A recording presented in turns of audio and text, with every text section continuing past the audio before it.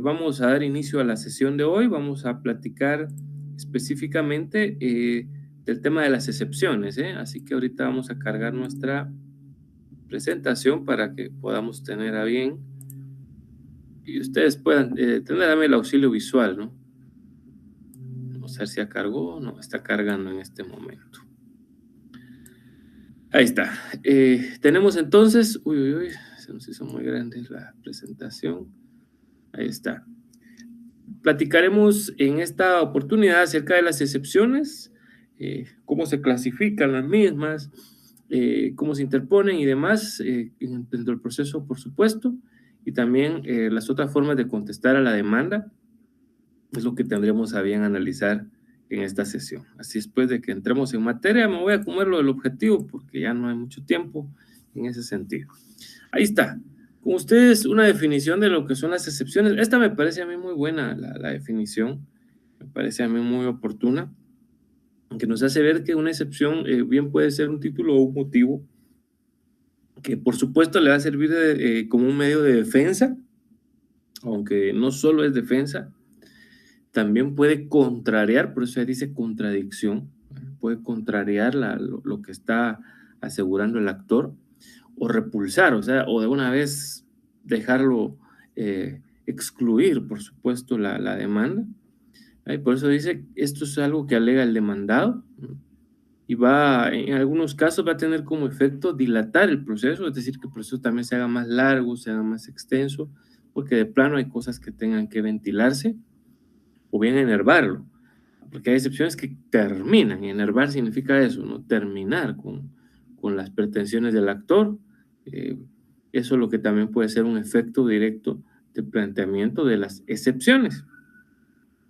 Entonces, nosotros la vamos a plantear de una manera que nosotros nos demos cuenta, primero, si cabe una excepción dilatoria, si lo que tenemos en nuestro poder más bien es una excepción perentoria, o incluso si a lo largo del proceso nosotros nos damos cuenta de que surge alguna circunstancia, pues puede ser una de las últimas que ven ustedes en sus pantallas, que son las nacidas con posterioridad a la contestación de la demanda. Eso es pura intuición del abogado, pero claro, no tengan pena. Nosotros ahorita vamos a profundizar en ellos para que nosotros entendamos cómo y cuándo plantear cada una de las excepciones que existen y pues el momento procesal oportuno también para plantear cada una de ellas, ¿eh? Así que no se nos van a atormentar, solo pongan por favor mucha atención para que pues les quede esto de la forma más clara posible. Entonces, ahorita me acabo de recordar, alguien le decía, la excusa médica por inasistencia la puedo presentar de forma oral o escrita antes de avanzar. Voy a resolver esa duda. Vean, pues, si solo yo como abogado voy y el demandado es el que se enfermó, yo podría presentar la excusa efectivamente de forma verbal, pero siempre documentándola, hay que decirle al juez, señor juez, estoy acá presente, no está aquí el señor demandado, puesto que él se encuentra enfermo, yo no tengo las calidades como para ser mandatario judicial, entonces por esta situación, antes de que inicie la audiencia, pues estoy justificando su inasistencia. Solicito respetuosamente que por favor pues se reprograme en virtud que pues él se encuentra hospitalizado por esto y esto. Entonces ya presento yo el certificado médico, las constancias documentales, eso sí, siempre va a ser documental, ¿no?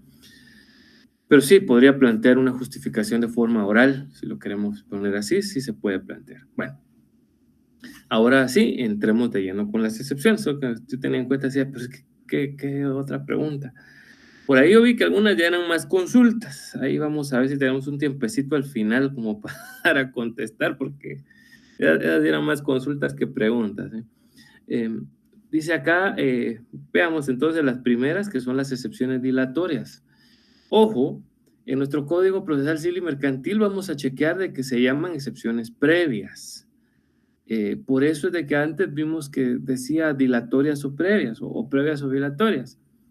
En materia laboral, se le llama dilatorias, pero ahorita que vayamos a la ley vamos a chequear que realmente son previas.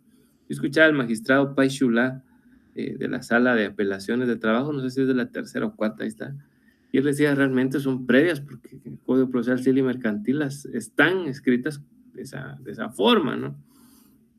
A pesar de que pues, sí hay una sugerencia, ahorita que también leeremos en el Código de Trabajo, donde les ponen nombre de dilatorias. Pero bueno, son de las cosas que ni modo a veces pasan. Para fines eminentemente prácticos, didácticos de nuestro curso, ustedes las van a llamar como excepciones dilatorias, porque es lo que va a lograr diferenciarlas de lo procesal civil y mercantil, ¿no? Aquí se les llaman más dilatorias, ¿verdad? Pese a la situación, hay también jueces que a veces eh, se pasan, ¿no? Me recuerdo una vez que leí que un juez estaba rechazando una excepción porque el abogado le puso que interponga la excepción previa, no al lugar, porque aquí son excepciones dilatorias. Dije yo, no, ese juez también se pasó, ¿verdad? Porque no debería de ser ese un motivo para rechazar una excepción, eso sí no debería de ser. Pero bueno, él se fundamentaba en el 342 y ahorita lo vamos a leer. Dice acá que se alega in limine litis. ¿Qué significa eso? Palabra latina, in limine, en el umbral antes de. Es decir, que yo voy a plantear una excepción dilatoria antes de que inicie propiamente el litigio, antes de que esté ya prácticamente el juicio en juego, ¿verdad? Eso es lo que debemos de tomar en consideración, eso es lo que nos refiere, estamos viendo ahorita en sus pantallas. Otra cosa interesante que deben de tomar en cuenta que normalmente, aunque no todas las excepciones dilatorias, pero pues la mayoría de estas solo versan sobre temas del proceso. No atacan de lleno al derecho, aunque hay 3 de ellas que sí, luego hablaremos cuáles pueden ser. Y plantear una excepción dilatoria, bueno, de hecho el normal es que yo la planteé en la primera audiencia. A partir de ahí, cuando el juez viene, verifica que estén presentes las partes, porque es lo que siempre hace el juzgador. Posteriormente, le pregunta a la parte actora que si va a ampliar o a modificar su demanda, y luego ahí le dice luego al demandado que cómo va a contestar. En ese momento es cuando en última ratio se va a colocar o a interponer la excepción dilatoria. Repito, ¿usted la puede interponer unos minutos antes de que inicie la audiencia? Sí, la podría interponer. ¿La podría interponer un día antes de la audiencia? También la pude haber interpuesto de forma escrita un día antes. ¿La puede interponer de forma verbal ahí en plena audiencia? Lo puede hacer también así. Lo cierto es de que normalmente pues un abogado espera cuando cabal el juez le dice mire, señor, ¿cómo responde usted a su demanda? Entonces ahí dice, honorable juzgador, previo a contestar a mi demanda, esta sí es una palabra que tiene que recordar usted, previo, previamente o antes, no sé, la que usted guste, le parezca más bonita, de contestar a mi demanda, respetuosamente interpongo la excepción dilatoria y ahorita vamos a ver cuáles son las que puede interponer, en qué casos. Ahí, en ese momento tiene que hacer ver eso. Porque si usted dice, yo contesto la demanda en sentido negativo e interpongo ahora la excepción previa, no. Ahí ya se equivocó. Ahí ya se equivocó. Primero es la excepción dilatoria, ¿no? Porque esa es la que efectivamente puede estar ocasionando algún problema. Ya vamos a ver de qué tipo y vamos a darle ahorita ejemplos de qué. Pero esas se tienen que entrar a conocer antes del juicio. Recuérdese, antes del juicio. Por eso es de que les decía cómo se da la demanda. Veamos si hay conciliación, veamos las pruebas y todo eso. Entonces el juez dice, no, pues tenemos que entrar a ver estas como tal. Hay que platicar acerca de ellas, tenemos que depurar el proceso que ha detenido y entramos de lleno a ver a las excepciones. Entonces, en lo único que varía con el tema incidental, ya vamos a ver cuáles. Pero tenemos que acogernos con los plazos que establecen los incidentes ahí en la ley del organismo judicial. No me falla la memoria a partir del artículo 135. Nos habla de que si el incidente fuera de hecho o derecho, ¿verdad? Normalmente las excepciones sí se tienen que probar, entonces hablamos de que le dan 2 días de audiencia a la otra parte, más el plazo de 8 días, aunque aquí ya vamos a ver que el plazo es menor, aquí es de 24 horas para las... Aquí hay un plazo específico y el juez resolverá dentro de 3 días, ¿verdad? Eso sí, como dicen los incidentes, aquí el plazo de la prueba es más pequeño, ¿eh? Así es de que ahí lo toman en cuenta, por eso es similar, porque no agarra todo lo que es específicamente de los incidentes, ahí se acuerdan de eso. Prácticamente podríamos decir que el plazo incidental aquí sería de 24, o sea, 2 días, 24 horas y, y 3 días para resolver, en teoría, ¿verdad? Así debería de ser. Ya en la práctica, pues vamos a ver de que las pruebas para de la cuestión esta de la excepción, pues sí, las tengo yo para que ustedes lo tengan ahí nada más en cuenta, ¿eh? Pero ojo, nosotros sí tenemos que cumplir con los plazos. Los plazos que nos ponen a nosotros como abogados, eso sí lo tenemos que cumplir, no se les olvide. Las siguientes características que son nominativas, eso quiere decir de que están ahí nombradas en la ley, ¿verdad? No es que nosotros nos las vayamos a inventar, ¿no? Esas están descritas dentro de la ley, ahí se acuerda, eso es la palabra nominado, ¿verdad? Es como cuando, imagínense ahorita que, como cuando hacen esa charada del Balón de Oro, ¿verdad? Que si el nominado es Lewandowski, pues Benzema, Messi, Cristiano, qué sé yo.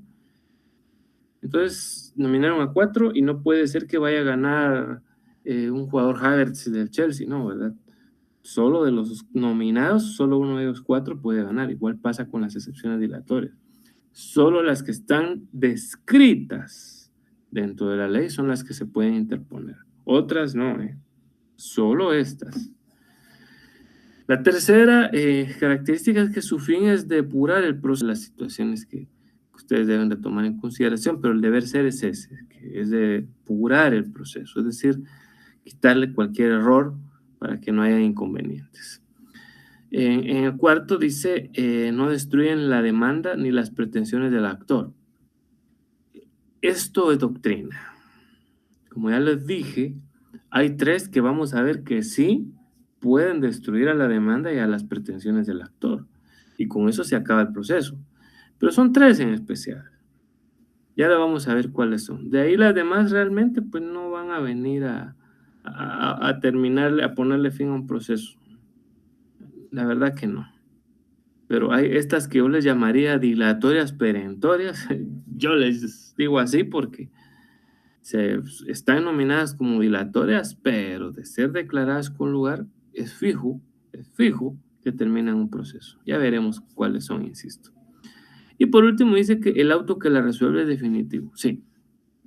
Eh, Ojo, las 3 que yo vengo hablando, que pueden ponerle fin a un proceso, esas como prácticamente le ponen fin a un procedimiento, sí podrían haber la vía a una segunda instancia, de lo que hablaremos más adelante también cuando vemos el recurso de apelación.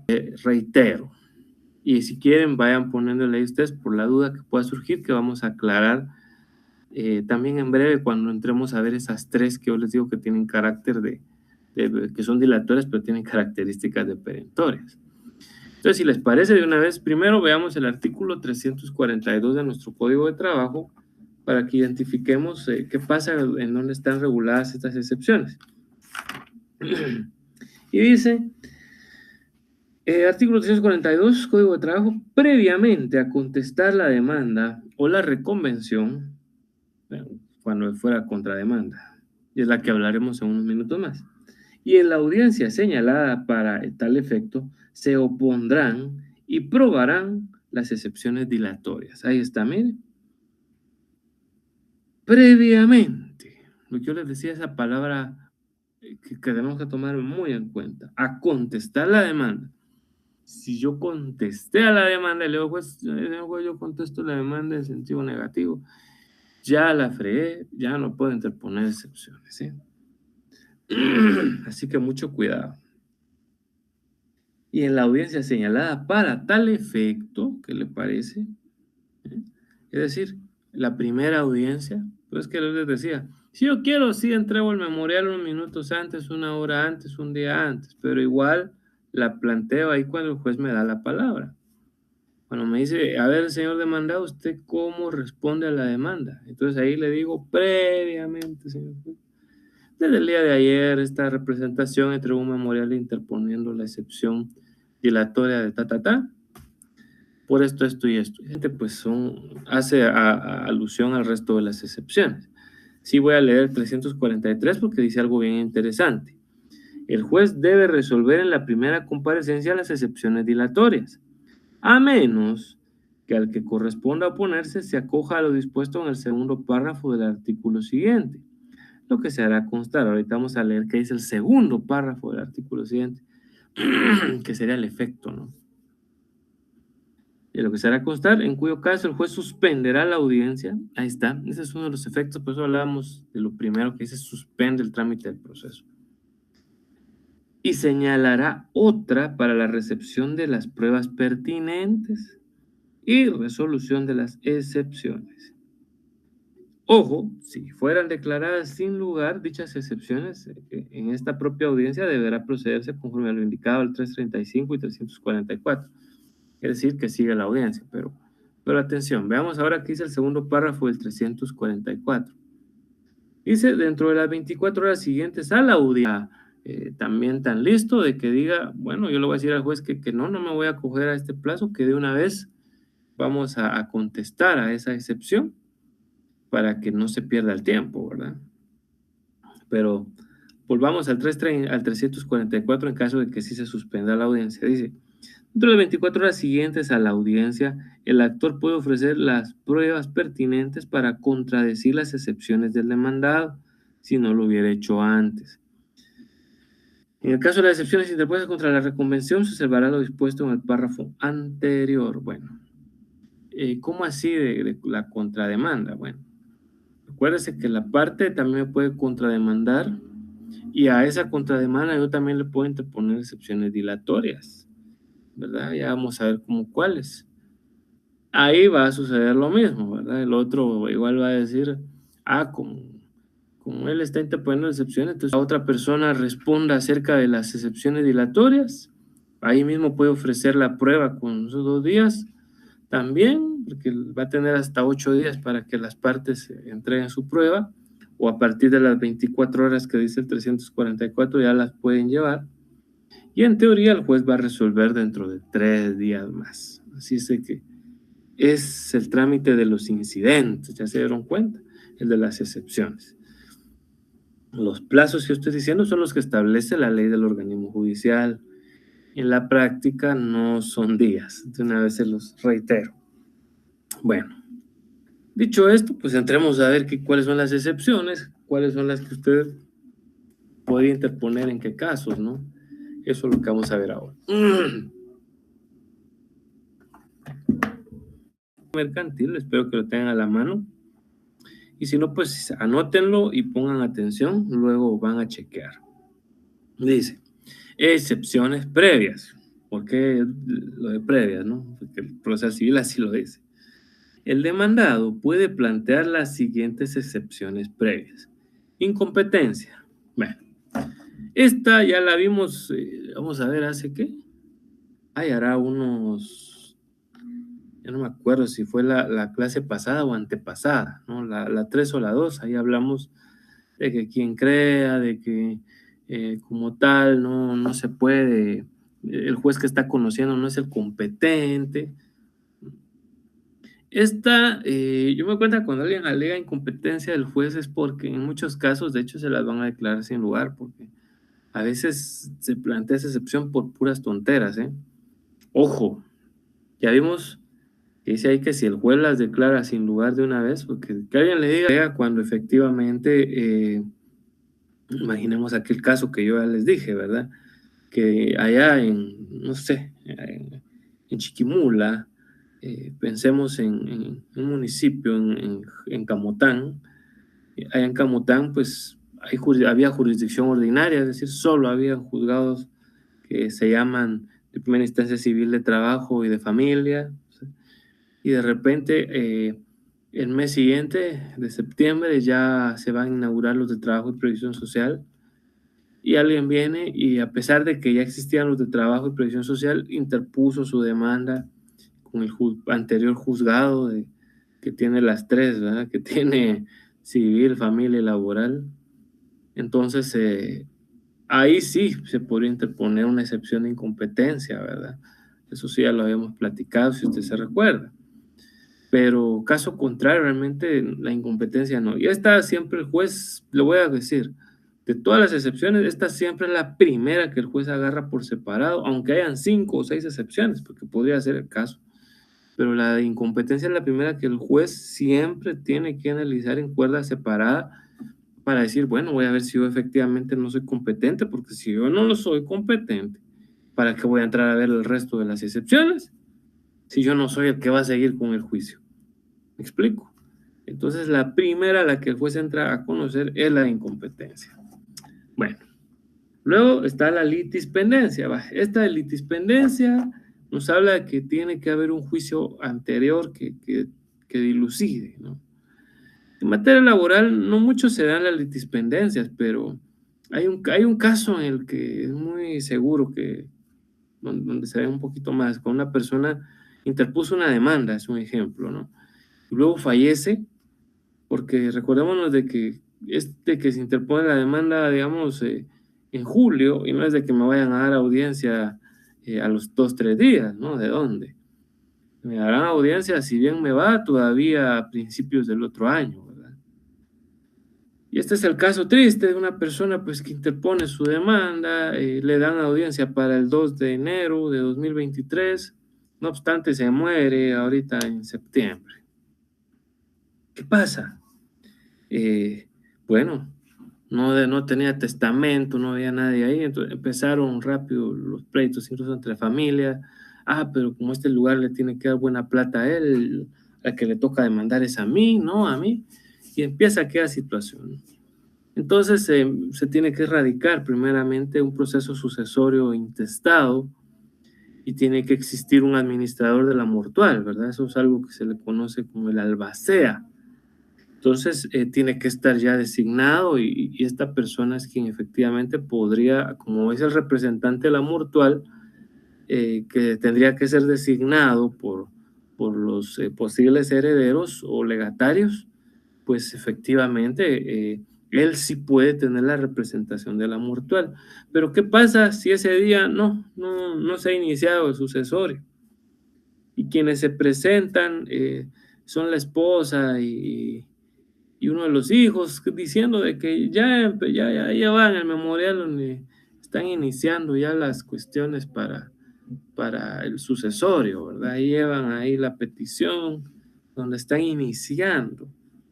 Entonces ahí se puede interponer la excepción dilatoria de litispendencia porque primero tiene que estar designado el albacea o administrador de la mortual, ¿verdad? Y eso es un proceso aparte, ¿verdad? Entonces, este laboral queda en suspenso mientras el otro se resuelve, ¿verdad? Por eso se llama litispendencia. Como ustedes se dan cuenta, si la litispendencia pega, obviamente se va a suspender el proceso.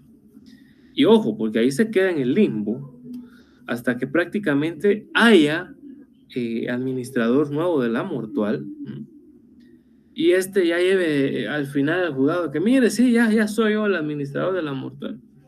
El juez se queda en espera, ¿verdad? Eh, de que eso suceda, porque tampoco él puede decirle al juzgado civil, le doy el plazo de 3 meses para que no puede hacerlo. Entonces se queda en suspenso el juicio, ¿no? Vean el efecto de la litispendencia. Pero otra vez, al igual que la falta de competencia, vemos que solo suspenden el trámite del proceso. La tercera dice demanda defectuosa. Esta es una de las que más se interponen, ¿verdad? Que porque colocaron mal el lugar para recibir notificaciones. Aunque claro, el juez dice que si usted de todas formas aquí se hizo presente es porque ya lo consintió. Sí, señor juez, porque amablemente mi vecino me dijo, señora, usted lo demandaron. Yo para ejercer mi derecho de defensa, aquí estoy. porque el vecino me hizo el favor, él es mi amigo, y me dijo, Tomás, que mira que yo recibí una demanda tuya por error aquí, la vinieron a pegar, entonces yo estoy aquí, pero el error está, señor juez. Entonces solicito que por favor se enmiende la... Entonces, en lo que el otro, ay, sí, voy a ver si voy a componer, entonces, poner bien la dirección.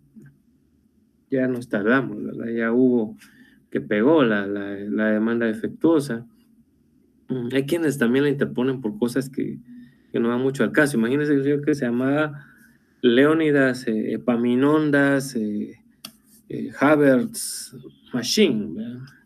Y solo el actor le colocó Leónidas Havertz Michael, por así decirlo. Entonces, bueno, ahí también habría no solo demanda defectuosa, sino puede interponerse una falta de personalidad, ¿verdad? Entonces, me explico, ahí hay errores en la demanda, hay situaciones que definitivamente se pueden dar. Imagínate también, ahorita se me ocurre otra, el abogado que no se acordaba de lo que dijimos la semana pasada, que decíamos que en el 332 dice en el numeral 1 que uno de los requisitos es ponerle el nombre del juzgado, pero como ahora entramos por sorteo aquí en la capital, no le ponemos el número, no sabemos qué juzgado va a ser el que va a conocer, pero aquel sí le puso juzgado séptimo de trabajo. Admisibilidad no le puso coco y no le puso ningún premio, dijo, va, está bien, lo demás sí está correcto. Y resulta que el que está conociendo no es el séptimo, sino es el décimo. Entonces ahí está el motivo para interponer una excepción dilatoria de... Ahí sí podría caber una incompetencia, por cierto, o de demanda defectuosa, ¿verdad? Porque incompetencia, porque le dice, mire, señor juez, el memorial es el juzgado séptimo y usted el décimo está conociendo y la jurisdicción es improrrogable, ¿no? Entonces usted es incompetente. Voy a solicitarle que respetuosamente se inhiba de conocer y entonces envíe las actuaciones al séptimo. O bien una demanda defectuosa, que es lo que mejor yo interpondría para no pelearme con el juez, ¿verdad? Y hacerle ver, mire, señor juez, este señor por error le puso juzgado séptimo y es obvio que ni cuando se interpuso la demanda, el sorteo no iba a determinar que ese iba a ser el juzgado que iba a conocer. Era su número favorito, tal vez, ¿no? Pero lo cierto es, señor juez, de que usted es el décimo y tiene que exigírsele a esta persona que corrija el número de juzgado. Imagínese perder el tiempo por eso. Algunos quizás están preguntando y diciendo, bueno, y si en ese momento le dice, señor juez, yo cometí el error, ¿lo puedo subsanar? Puede ser, pero muchos jueces hasta lo que van a hacer es muy bien, se suspende y se le da el plazo de ahí de 24 horas para que el señor ahí subsane el error.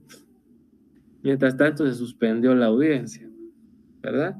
Entonces, de las situaciones que uno tiene que tomar en consideración, la demanda defectuosa es una de las más comunes, ¿verdad? Hay quienes se lo interponen hasta porque no llevaba la estructura que dice el 332. Aténganse que solo por lo que ya dijimos, ¿verdad? Colocar primero el nombre del demandado antes de los hechos, eso no va a ser ningún motivo para que el juez también dictamine que esté con lugar la demanda defectuosa. Insisto, son defectos principalmente de forma que tiene la demanda, errores ahí que no van muy bien, ¿verdad? Eso es demanda defectuosa. Bueno, luego tenemos la número 4, la falta de capacidad legal. También esa es peligrosa, ¿eh? La semana pasada les hablaba yo de que la capacidad que tiene la ley para que una persona pueda reclamar es a partir de los 14 años. Lo vamos a leer ahorita en nuestro código procesal, código de trabajo, que procesal. Artículo 31 del código de trabajo, me acuerdo que es el 31, vamos a ver. Sí, ese es. Vean lo que dice. Tiene también capacidad para contratar su trabajo, para recibir y disponer la retribución convenida y en general, aquí viene, y en general, para ejercer los derechos y acciones que se deriven del presente código, de sus reglamentos y de las demás leyes de previsión social. los menores de 14, los menores de, sí dice los menores de edad, de uno u otro sexo que tengan 14 años o más y los insolventes o fallidos.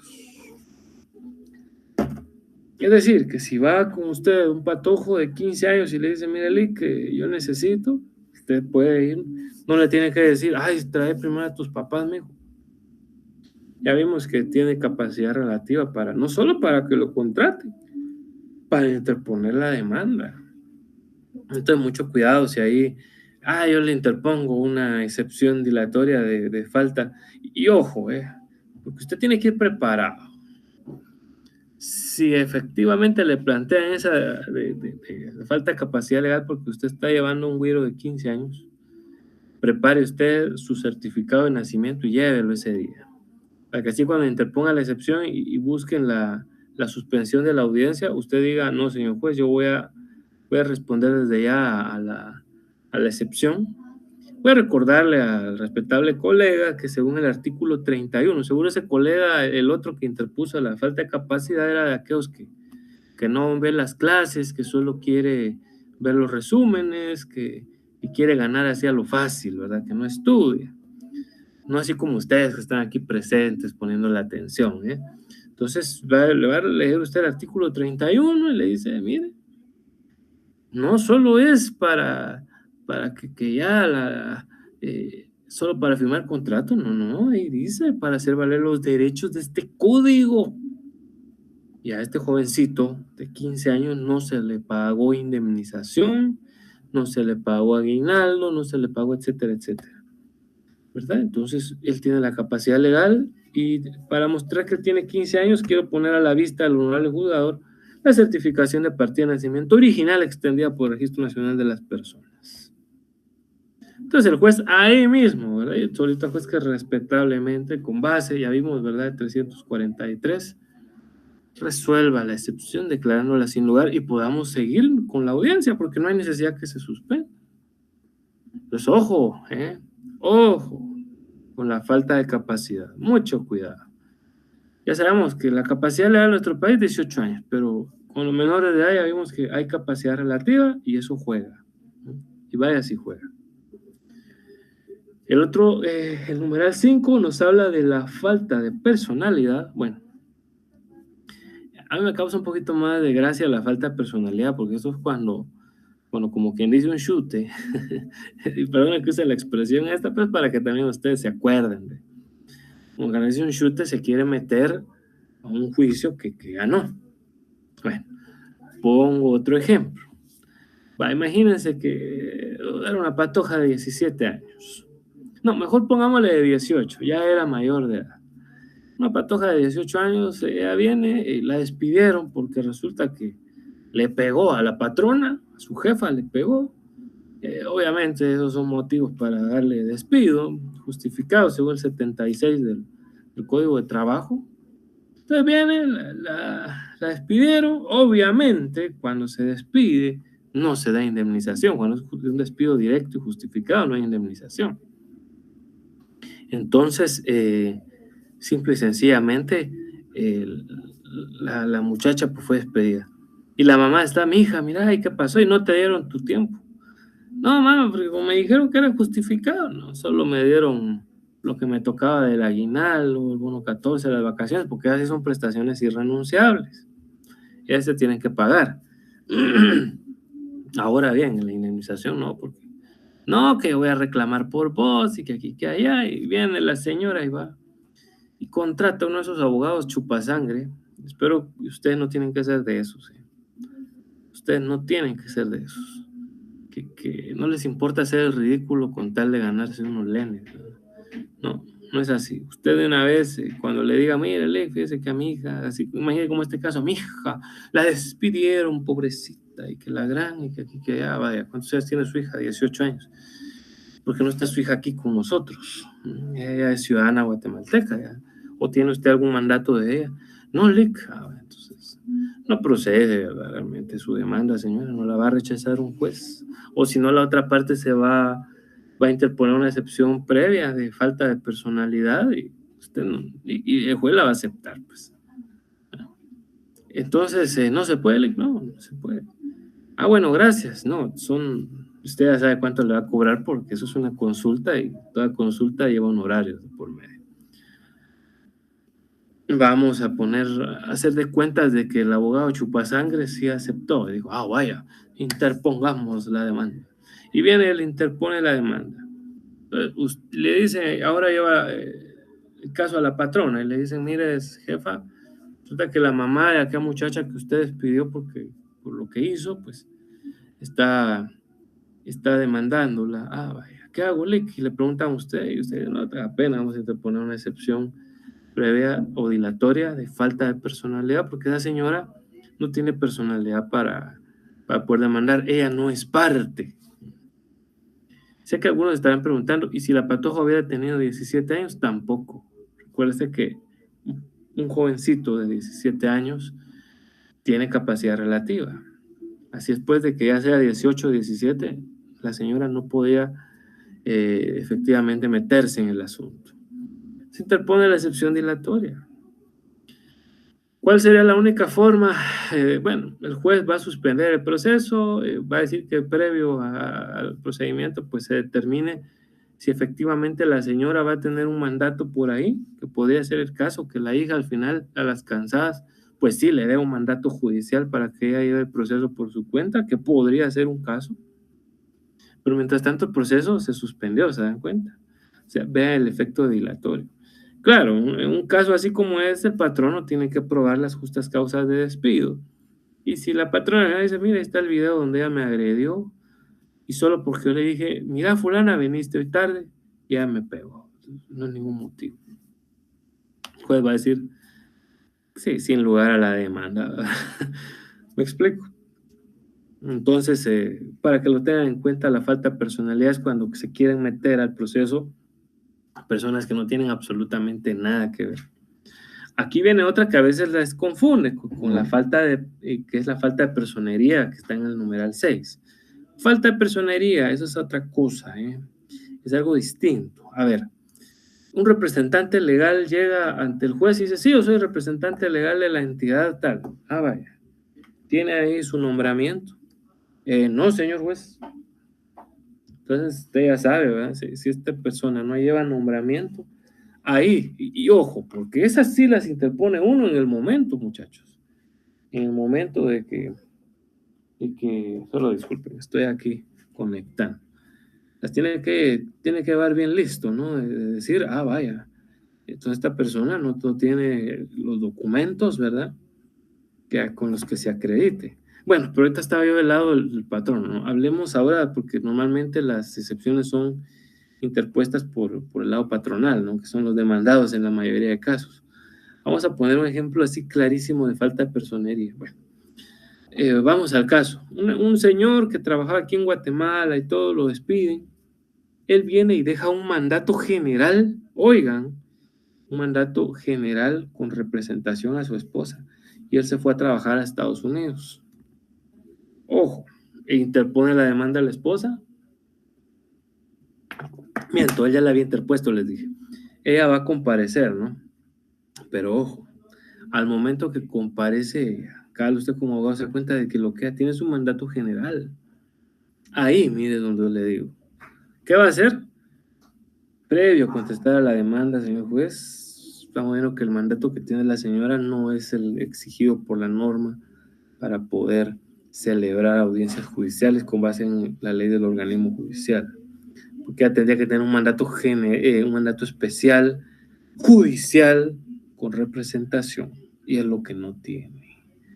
Así que, honorable juzgado, respetuosamente solicitamos que se suspenda la audiencia y que se le dé el tiempo para que la persona pues acredite su personería de la forma adecuada. Esta es la más común, fíjense. Y recuerdo, mucho cuidado, a un colega le pasó, tomó un caso así de emergencia porque una persona, ay, fíjese que sí, que mi esposo le dejó un mandato, sí, él no entró al detalle en ese ratito de qué mandato. Y bueno, no sé ni por qué, porque eso es algo lo que tiene que hacer, es qué clase de mandato tiene. Ah, yo no sé, Alex, mándeme una foto, quiero ver el mandato que usted tiene, ¿no? Si usted lee que es mandato general, usted va a decir, ah, vamos a ver si todavía tenemos tiempo para que se le manden el judicial, Y si es general, pues ya sabe usted que le van a interponer una excepción previa de falta de personería, ¿verdad? Porque no es la documentación correcta o adecuada. Imaginémonos ahora de que fuera el caso de un menor, un jovencito de 13 años, y los papás no se murieron, entonces él tendría que tener un tutor. Y resulta que el que está ahí es el tío, ¿ah? Pero él no tiene la tutela todavía, entonces llega ahí, sí, yo soy el tío, y solo presenta las edades, o sea, las certificaciones de nacimiento y de todo para comprobar el parentesco, pero como no hay tutela, pues va a decir que se suspende, ¿no? Porque definitivamente eh, un tutor tiene que tener efectivamente, en este caso, la tutela como tal del jovencito, ¿verdad? Se puede él ir también a que lo represente PGN, qué sé yo, pero el caso es de que sí se necesitaba el título que es la tutela, ¿verdad? Y si no, pues hay falta de personería en esa demanda, ¿no? Ahora vamos a la número 7. Esta tiene un nombre bien largo, ¿eh? Esa es la única que siempre tengo que leer completita. Falta de cumplimiento del plazo de la condición a que estuviere sujeta la obligación o el derecho que se haga valer. Esa excepción, esa yo creo que es la que siempre tenemos que leer todos. Y es bien fácil de explicar, pero el nombre es extenso. Bueno, ¿en qué caso? Voy a poner el siguiente supuesto. Hay un señor que ya trabajó por muchos años en una empresa grande y todo esto. Y ahorita le dicen, mire, don Eusebio, le agradecemos mucho después de 30 años de trabajar para nosotros. Le vamos a tener que dar las gracias, disculpe, ¿verdad? Eh, Hay que darle bastante plata y se le va a pagar. Queremos ver si usted nos acepta lo siguiente. Como son 350,000 quetzales los que le tenemos que liquidar, le hacemos la propuesta de que le damos ahorita 150,000. Dentro de 3 meses le damos los otros 100,000 y dentro de 6 meses los otros 100,000. Porque es bastante plata, pero queremos ver si usted nos lo acepta así. Y nosotros le hacemos ahorita un reconocimiento de deuda por parte de la entidad, donde le estamos poniendo que efectivamente pues le vamos a pagar en esta fecha. Obviamente el reconocimiento de deuda va a interrumpir la prescripción, ¿verdad? Entonces se lo dan, la persona en su momento acepta, eso está bien, ahorita que me den 150,000 quetzales, está bien. Dentro de 3 meses más me dan 100,000 más y dentro de 6 otros 100,000, está bonito, está bien. Pero viene y resulta que cuando llega a la casa, la señora le dice, no, que porque lo hiciste, que aquí, que allá, vamos a demandar, interponen la demanda, ¿verdad? Y van a la audiencia y está ahí la parte patronal diciendo, pues no le dimos un reconocimiento de deuda. Y es más, el reconocimiento de deuda dice, a partir de este reconocimiento se interrumpe la prescripción por el pago de indemnización. Eh, y la parte patronal la aceptó con todas las de ley, que ahorita no había plata para darle sus 350 de una vez. Entonces, ¿qué hacen? Interponen esta excepción. Falta de cumplimiento del plazo, porque él la aceptó en su momento. Mire, usted la aceptó. Aquí está el acta notarial donde usted aceptó, don fulano, don Eusebio, que le íbamos a pagar así. Y nosotros aceptamos que le debíamos. ¿Qué va a decir el juez? Con lugar la excepción, ¿verdad? Hay que esperar que se den los plazos. Ahora, don Eusebio, si en 3 meses estos señores no le pagan los otros 100,000, pues usted puede proceder ya judicialmente contra ellos. Pero nos cuenta dentro de 3 meses, le va a decir el juez, ¿verdad? Así que esa excepción puede darse, ¿verdad? Sé que alguno de ustedes se estará preguntando ahorita, bueno, y esas entidades a veces se van o lo que sea. Por eso ya saben que se puede interponer también una cuestión de arraigo. Y ahí sí, el arraigo lo puede tener, ¿eh? Porque recordémonos que ahí sí de plano, con el arraigo la otra parte no se va a ir. Entonces, está bien, de forma precautoria le dejó el arraigo porque por aquel temor de que se fueran a ir los patronos. Está bien, por ese lado yo sí le veo la estrategia, aunque nos quedemos suspendidos en el tiempo, para ver si efectivamente le pagan a un fulano. La 8 es caducidad, esa no tiene absolutamente nada que ver con el derecho laboral. Recuérdese, al principio yo se lo dije, cuando vimos justamente los principios del derecho laboral, uno de ellos es el de impulso procesal de oficio. No hay caducidades laborales. Aquí yo no le tengo que pedir al juez, mire, señor juez, notifique, señor juez, abra prueba, señor juez, dicte sentencia. No, no, yo no le tengo que recordar nada de eso al juez. Él lo hace de oficio, ¿verdad? Y eso quiere decir de que el proceso no se va a quedar detenido por mi culpa. En materia civil, sí ocurre esto de la caducidad, porque sucede que si yo no le digo al juez, señor juez, abra prueba, y pasan 6 meses, la otra parte puede venir e interponer su excepción de caducidad y el juez se la va a aceptar, porque recordemos que la caducidad, explico esto, muchas veces la confundimos con la prescripción. Yo lo admito, yo fui alguien que confundía la caducidad con la prescripción cuando recién lo empecé a asimilar.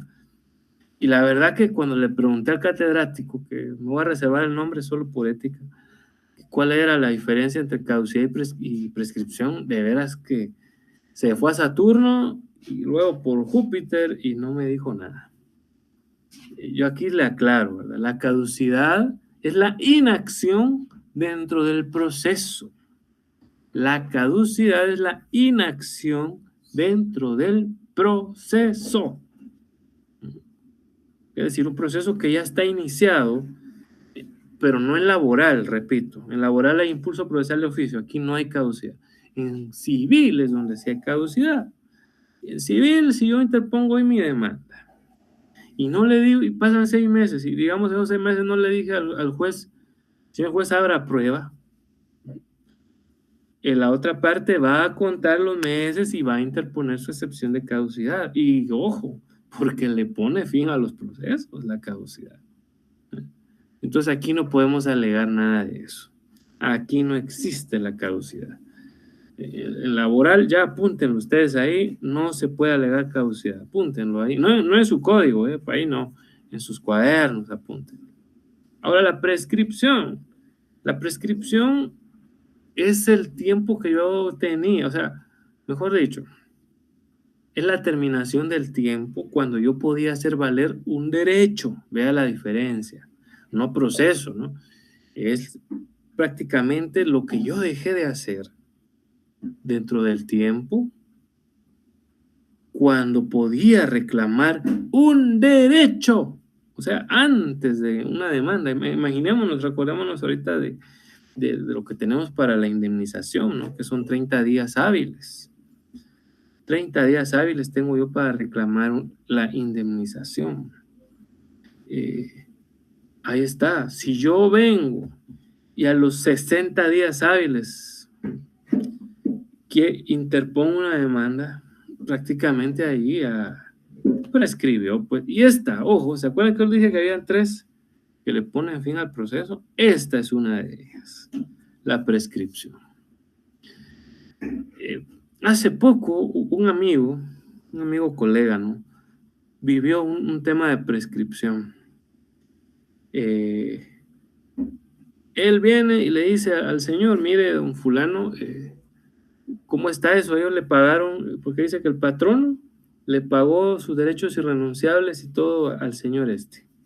Fue como en un mes de mayo del 2021. ¿No? Pasó julio, agosto, septiembre, en octubre, ¿no? El señor viene y regresa al lugar de trabajo y le dice, mire, ya no me dieron la indemnización. Y estaba uno de los hijos del patrono y le dijo, no, que usted, como estaba estudiando Derecho, se le puso así brinconcito al señor y no, usted ya pasaron los meses y no, usted no vino, ya dijimos que no la quería. Eso fue mayo, imagínense, julio, agosto, no, fue mayo, junio, julio, agosto, septiembre, habían pasado 4 meses. Interpone la demanda, el amigo le hizo ver, mire, esto es difícil que se gane, se lo hizo ver, porque nos van a alegar prescripción. Entonces, pero el señor dijo, entrémosle igual, está bien. Le entraron, Por supuesto, se dio con lugar la excepción, porque interpusieron la prescripción, pero me gustó algo que me cuenta el amigo que hizo el patrón. Se le acercó y le dijo, mire, don fulano, usted no tenía que hablar con mi hijo, tenía que hablar conmigo. Ahí estaba su dinero. Y no tenía que mandarme. Yo lo iba a entrar y ¿sabe qué? Ya gané yo, pero igual le voy a pagar. Qué bonito, ¿eh? Qué bonito, qué ética. Ojalá mucha gente fuera igual. Entonces, una experiencia que le sucedió. Fue en el interior del país, por supuesto. Eh, pero ya les digo, si se alega la prescripción y se demuestra que pasó el tiempo, no solo eso, ¿verdad? Recordémonos que también, digamos, todo, y recordémonos ahorita los plazos de las prescripciones que están ahí del 250 en adelante, ¿no? Ahí está todo el tema de la prescripción del Código de Trabajo. ¿Cuánto tengo yo para reclamar mis prestaciones irrenunciables? Son 2 años, ¿no? Si yo ya vengo a los 3 años y prescribió, ¿no? Entonces, mucho cuidado con eso, porque esa prescripción es de las que pega y de una vez mata el proceso. Por eso les decía, ese auto prácticamente sí le va a poner fin al proceso, ya se dieron cuenta, porque está atacando al derecho. Como no se hizo valer el derecho en el tiempo, se está atacando al derecho. La décima es de esas otras que les dije, la cosa juzgada. ¿Cuándo hay cosa juzgada? Les voy a dar un ejemplo. Viene ay, no sé, inventémonos nombres, don Filadelfo, ¿verdad? Viene él y resulta que demandó allá en Misco en el año 2020. Allá le dijeron que sin lugar a la demanda, ¿verdad? Porque él estaba reclamando un despido indirecto, injustificado, y resultó que al final sí fue justificado. Entonces él perdió allá en Misco. Y ahora él viene y dice, yo voy a probar, porque como también trabajaba en Misco y en la ciudad capital, ahora voy a probar en la ciudad capital. Interpone su demanda aquí en la ciudad capital y ahora que le van a dar audiencia, pues dictamina, uno la tiene ahí en el sentido de decir, bueno, ¿qué le voy a interponer? Puede ser falta de competencia al juez por el lugar de trabajo, podría ser, pero mejor peguémosle para matar al proceso. Perdón. Esto es cosa juzgada. Ya hay sentencia por el mismo asunto del juzgado tal de Misco. Entonces yo le presento al juez de tal fecha ya el juzgado de Misco. Declaró sin lugar. La sala había denegado también el recurso de apelación, o él ni siquiera apeló, estaba firme.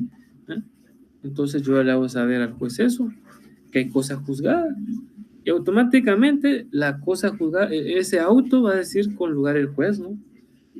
Sí, definitivamente ya esto ya fue juzgado, valga la redundancia, por otro órgano jurisdiccional, sin lugar, ¿verdad? La demanda y por supuesto prácticamente la cosa juzgada también termina el proceso ahí. ¿Qué le parece? Luego tenemos la transacción. Bueno, por eso les dije, las últimas 3, estas le ponen fin al proceso. Miren que esto va a hacer énfasis para que no se hagan bolas con las demás. La transacción, pues eso es un arreglo, ¿no? Es un contrato civil. Ahorita no tengo a la mano por acá mi código civil, creo que es un contrato civil la transacción, que definitivamente tiene como objeto, y ahí les voy a mandar que lo busquen, ¿verdad? Busquen ahí el contrato de transacción en su código civil. Este contrato tiene como objeto definitivamente que exista concesiones recíprocas y a través de esas, al decir concesiones, unos van a ceder más que otros, ¿no?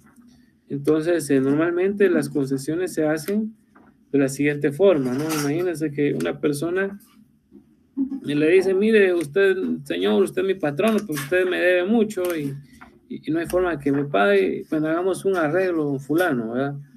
Le debo, es cierto, le debo 200,000 quetzales, pero le doy 150,000 y de una vez. Y ahí está el otro abogado y le dice, sí, yo voy a hacer la transacción aquí en escritura pública. Vienen y está aceptando el señor que por esos 150,000 le va renuncia a cualquier procedimiento. Luego viene y el señor le dan esos 150 y dice, ah, no, pero yo dejé regalados 50,000 quetzales, no, yo voy a pelear por eso. Por cierto, la transacción, aquí lo tengo, lo logré ver, está en el artículo 2151 del Código de Trabajo.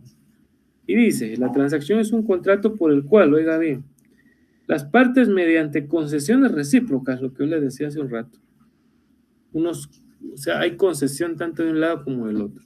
¿Y cuál? La parte actora, la concesión que hace es que está renunciando a la acción judicial y la otra está renunciando a una parte de dinero, ¿no? Deciden de común acuerdo a algún punto dudoso o litigioso, evitan el pleito que podría promoverse, óigalo bien, o terminan el que está principiado. Artículo 2151 del Código Civil. Ahí está la transacción. Bien, ¿por qué le pone fin? Se celebra en escritura pública, por cierto. Entonces, al momento de que el señor igual interponga su demanda, ¿qué tiene que llevar la otra contraparte? Mostrarle al juez el testimonio de la escritura pública del contrato de transacción. Eso es lo que va a mostrar. ¿Ya? Dice, mire, ahí está el testimonio. El señor renunció, ya no iba a poder a promover el procedimiento. Y tuvo como bien recibido el dinero que se le dio. Asunto finiquitado.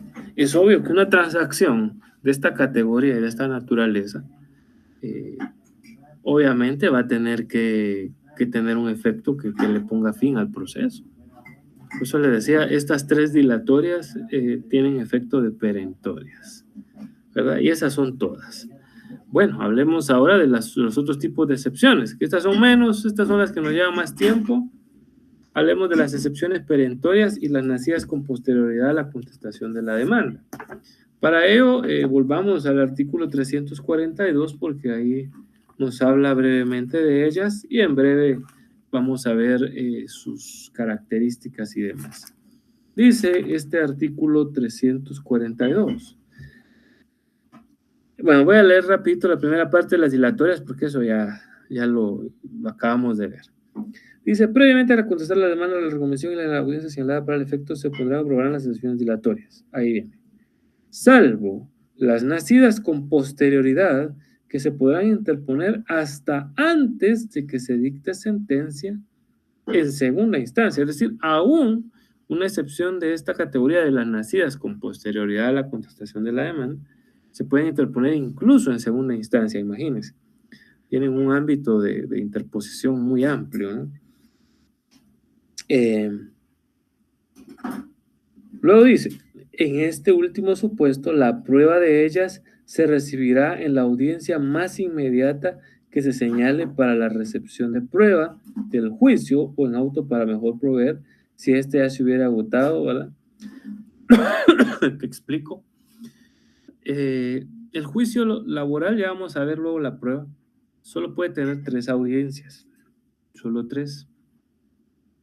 Si yo ya estoy en la primera audiencia y aquí se interpuso una excepción perentoria, la prueba de esa excepción se recibirá en la siguiente audiencia. Ahí es donde se recibirá. Eso es lo que nos está diciendo la ley. ¿Qué hubiera pasado si se recibe hasta una tercera, que es la última? Pues resulta de que le puedo solicitar al juez que abra diligencias para mejor proveer y aquí en esas diligencias se puede recepcionar la prueba de las excepciones perentorias. Me lo explico, voy a tratar de volverlo a explicar mejor por si hay dudas. Solo hay 3 audiencias como máximo para aportar prueba en laboral, que se les quede en el ordinario, solo 3.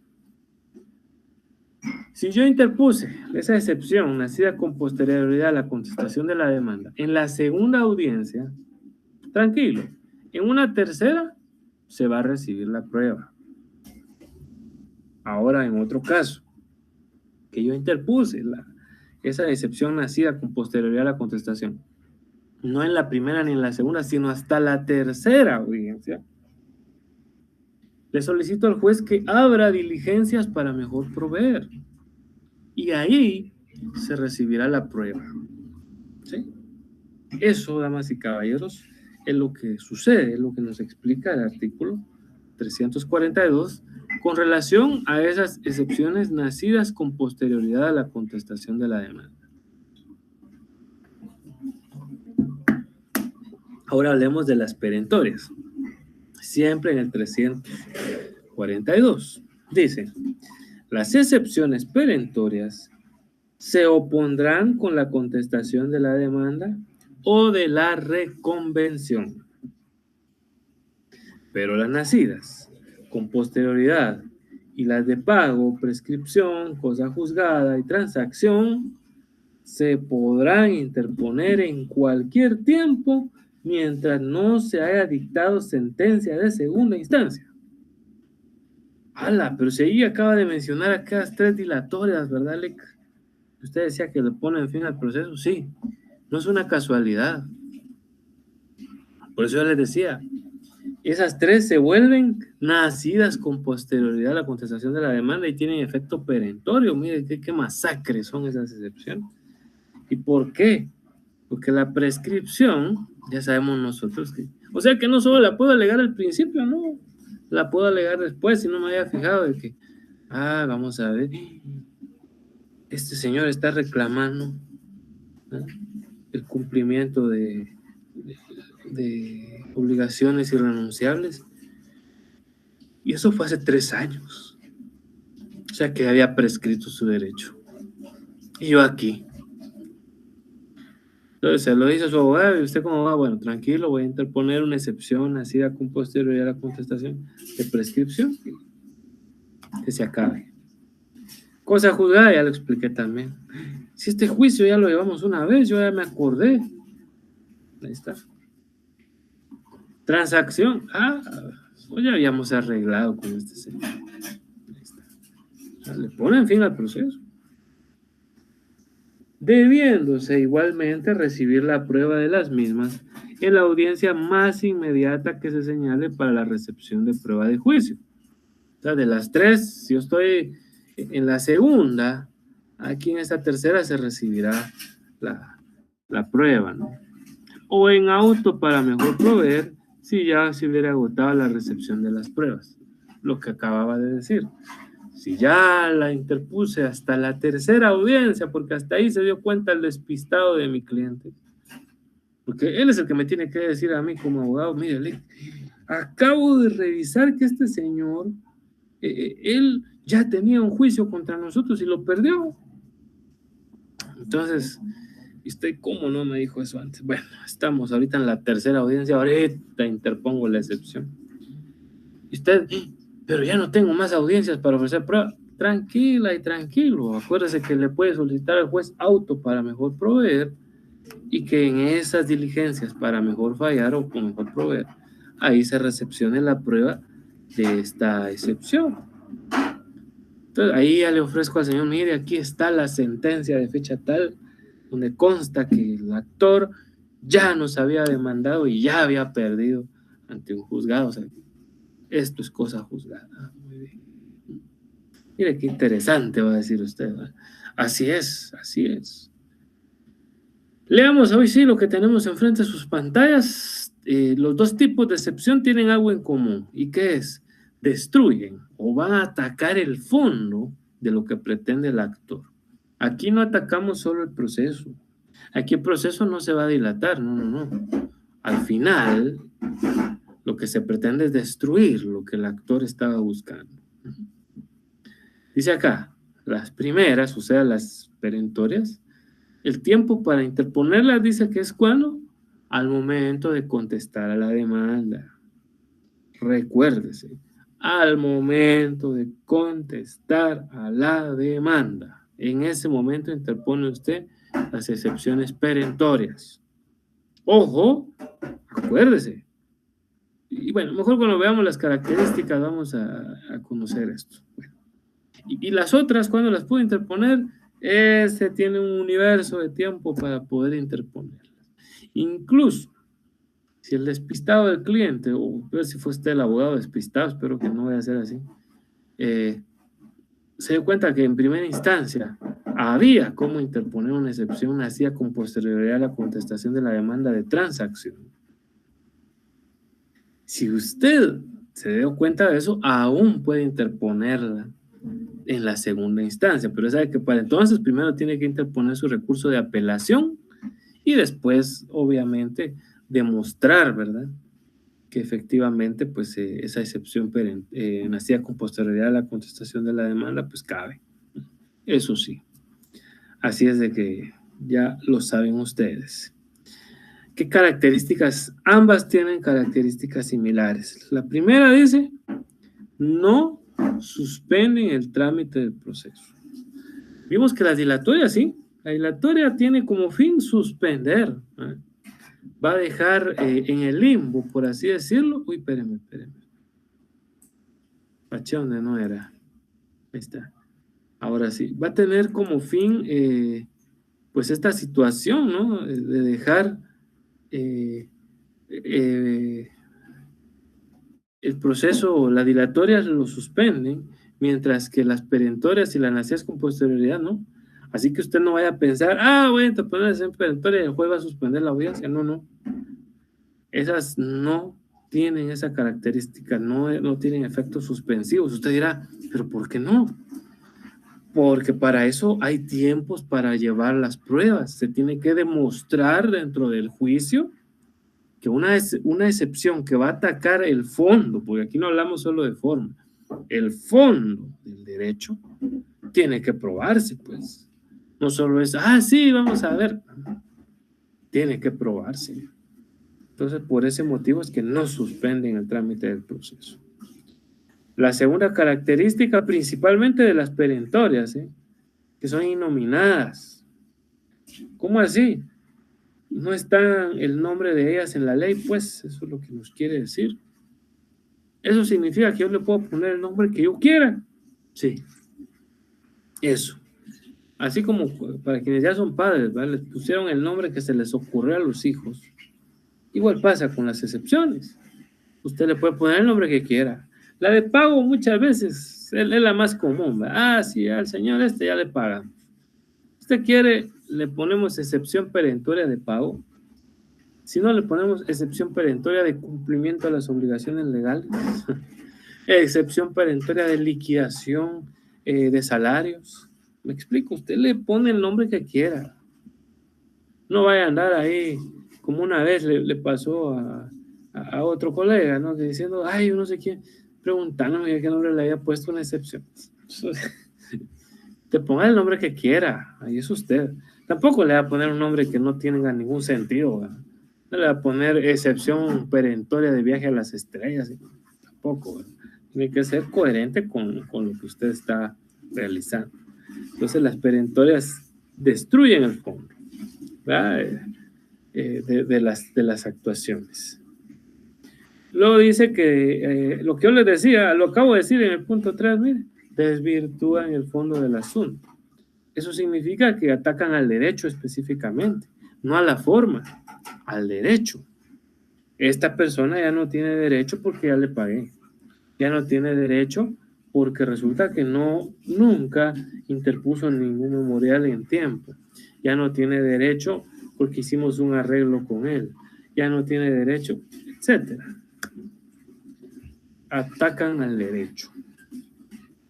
Como se resuelven en sentencia, porque eso también lo acabo de decir, acuérdense, estas excepciones no se resuelven en un auto, sino en sentencia. Resulta de que la misma puede ser apelada. Lo mismo que yo les decía antes, ¿verdad? Si usted interpone una excepción dilatoria de prescripción, cosa juzgada y transacción, como es un auto que le puso fin al proceso, puede apelarse. En esos 3 casos, de esas 3, ya vimos que ahí sí puede apelarse. Pero no tengan pena, también cuando estemos viendo los medios de impugnación, vamos a recordarnos de esto, porque tenemos que tomar bien en consideración esa situación. Pero ya se dieron cuenta de esto, las dilatorias no podían apelarse, excepto aquellas 3 que ya dijimos. Pero de ahí las demás no. Es más, ese auto es definitivo. En cambio aquí, es como se resuelven hasta el final, pues la sentencia sí podría, perdón, ser apelable. Avancemos. Bueno, ahora hablemos de la contestación de la demanda. Bueno, damas y caballeros, salimos del tema de las excepciones y ahora entramos al universo de la contestación de la demanda.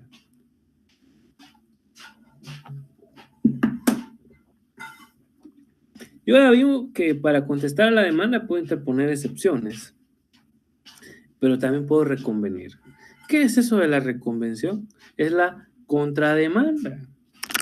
Para que hayan elementos de la contrademanda, tiene que existir obviamente sustancia para poder hacerlo. Les voy a dar un ejemplo de cuándo. Imagínense que un trabajador está diciendo, sí, no me pagaron indemnización, ni mis prestaciones irrenunciables, ni nada. Y resulta que fue porque fue despedido de forma justificada, porque destruyó un montón de maquinaria valorada en miles de quetzales. Y por eso al final hicieron un arreglo. Entonces, pero viene el muchacho y dice, no, que me paguen, yo demando. Y viene ahora la contra, mire, qué bonito, destruyó. Me está pidiendo que le paguemos todo por 100,000 quetzales. Y él destruyó un montacargas, una máquina aplanadora, una máquina de no sé qué, que valen 300,000 quetzales. Entonces, contrademandémoslo. Ya que eso quería, contrademandémoslo. Porque él tiene que, obviamente, que pagar. Aunque claro, esto es más en el lado civil, ¿verdad? En el lado laboral, la contrademanda se da más cuando hay que hacerlo ver. Cuando, digamos, pasa con las personas que están contratadas por cierto tiempo para una actividad específica y se van, no cumplen con el plazo que establece la normativa para poder decir chao, para decir adiós, y dejan a la entidad o empresa con la pena y zozobra de tener que contratar a una nueva persona para descubrir ese puesto que es indispensable. Pues ahí se puede contrademandar, ¿verdad? Si la otra persona está pidiendo, no, que me paguen, momento, lo contrademandamos para que usted, al contrario, ¿verdad? Por medio de su plata le pague a la persona que nosotros tuvimos que contratar de emergencia, porque nos cobraba más que usted por la misma emergencia que usted nos dejó tirado el trabajo. Es un ejemplo de cuándo se podría dar una reconvención en materia laboral. Son poco, yo diría que en muy pocas ocasiones se dan contrademandas, pero podría ser. Igual la puede interponer de forma oral o escrita. Tiene los mismos requisitos del artículo 332, con la única diferencia de que yo aquí ya sé cuál es el juzgado, ¿no? A primera instancia, cuando se interpuso la demanda, el actor no sabía qué juzgado le iba a tocar. Ahora, yo que estoy demandado y voy a demandar al otro, ahora ya sé qué juzgado es el que está conociendo. Entonces ahí sí tengo que poner el nombre del juzgado. ¿En qué oportunidad es que se interpone la reconvención? Ni más ni menos que en la primera audiencia. Cuando el juez dice, usted, señor demandado, ¿cómo responde a la demanda? Señor juzgador honorable, yo voy a reconvenir o voy a contrademandar. Cualesquiera de los términos, el juez se lo va a aceptar, ¿verdad? Y el proceso sigue, ¿verdad? Ya sabemos que normalmente ahí se va a suspender porque le va a dar chance a la otra persona de que también se prepare contra la contrademanda y se va a regir todo, tanto los argumentos de la demanda como los de la contrademanda en 3 audiencias. ¿Verdad? Todo se va a llevar así, no es que el proceso también se vaya a alargar más, ¿eh? ¿Qué otras modalidades tenemos? Bueno, contestación en sentido negativo. Voy a quitar aquí la reconvención porque esta ya la pusimos, ¿no? Es contestación en sentido negativo, cuando eso es muy simple, ¿no? Un fulano de tal dice que nunca le pagaron vacaciones, señor juez, todo lo contrario, se le pagaron vacaciones al señor fulano de tal y tenemos los medios de prueba para demostrar de que él las gozó y se le pagó el tiempo de vacaciones. Contestación en sentido negativo. La que ya vimos, se pueden plantear al momento de contestar la demanda excepciones perentorias, ¿no? Ya las vimos, las nominamos como nos dé la gana, se resuelven en sentencia.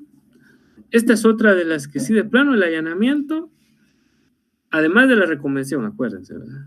Entonces, El allanamiento es otra forma de contestar a la demanda, pero está muy simple, ¿no? Allanarse es decir, la persona tiene razón, o más o menos tiene razón, ¿no?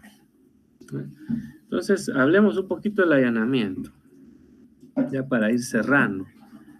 El allanamiento, bueno, debemos de tomar en cuenta que este sí puede ser parcial o total. Hablemos rapidito del total. ¿Cómo contesta usted la demanda, señor juez? El señor actor tiene toda la razón. Yo le debo. No se le pudo pagar en eso. Yo tuve una crisis económica muy fuerte. Ahorita ya me estoy levantando. Y sí, él tiene razón. Vamos a pagarle. O sea, ya no, totalmente. Qué chilero, porque el proceso se va a acabar pronto, dice el juez. Parcial. Aquí sí, la misma palabra dice parcial, es decir, en parte. ¿Ah? Mire, señor juez, quiero decirle que yo acepto que al señor fulano de tal no se le pagó vacaciones y bono 14 por los problemas económicos que tuvimos, pero el aguinaldo sí se le pagó, señor juez. Las horas extras sí se le pagaban y lo vamos a demostrar. Entonces, bajo estas circunstancias, como bien lo establece pues, la normativa, el juez va a dar por terminado los aspectos o los puntos en los que ya quedó claro, ¿no? Que la parte se allanó. Ahí dice muy bien, sobre estos aspectos está bien, usted le va a pagar al señor. Sí, señor, va, muy bien. El juez va a seguir entonces para demostrar las otras cosas que quedaron pendientes. Eso dice el juez. Entonces, en el allanamiento parcial, pues el juicio sigue, ¿verdad? Sigue con todas las situaciones que tienen que darse. Y desde luego el juez va a dictar sentencia. En este caso, como es distinto, cuando es un allanamiento total, no hay un plazo así regulado en la norma, entonces la sentencia se tendría que dar a lo que establece el 142 de la ley del organismo judicial, que significa que va a ser en un lapso de 15 días, ¿no? Entonces es ahí donde se va a resolver la audiencia del allanamiento. Hay que decir que mucha gente no le gusta allanarse, lo que mejor hace es que entra la conciliación y ahí buscan la rebaja como tal, y bueno, ¿verdad? Se van con que sí, somos culpables, pero mejor en la conciliación la arreglamos. Esa es pura estrategia, ¿verdad? No debería de ser, pero así es en la práctica, mis muy apreciables. Bueno, aquí les dejo unas preguntitas. Ya se acerca el primer parcial. No es que estas nada más son las preguntas, no, no. Por favor, estudien, pónganse muy bien las pilas, porque vienen más. Así es pues de que yo les agradezco mucho la atención que hayan tenido en esta ya tarde, ¿no? De día domingo. Si Dios nos lo permite, mis muy distinguidas estudiantes, pues nos estaremos saludando la próxima semana, como siempre. Un montón, les deseo muy buen provecho y será Dios mediante la otra semana, ¿eh? Cuídense.